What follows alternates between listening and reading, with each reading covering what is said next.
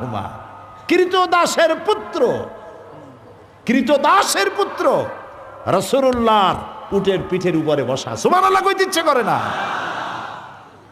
যখন মানুষের দাম নাই, কালো মানুষের দাম নাই, সেই সময় কৃতদাসের পুত্র রাসূলুল্লাহর পেছনে বসা। আবু বকর, ওমর, ওসমান, আলী রিদওয়ানুল্লাহ তাআলা আলাইহিম আজমাইন, বংশের আভিজাত্যের গৌরব যাদের, এইসব বড় বড় নেতারা পায়ে হাঁটছে, রাসূলুল্লাহর পিঠের উটের পিঠের উপরে কৃতদাস পুত্রকে বসাইছেন। এবার হাদিস দেখুন, বুখারী শরীফে এসেছে, যখন রাসূলুল্লাহ মক্কায় প্রবেশ করতেছিলেন বিনয়ে,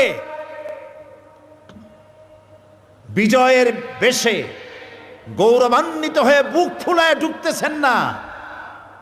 আল্লাহ যে বিজয় দান করেছেন, সেই বিজয়ে আল্লাহর দরবারে শুকর, কৃতজ্ঞতা, বিনয় পেশ করতে গিয়ে মাথা এত নিচু হচ্ছিল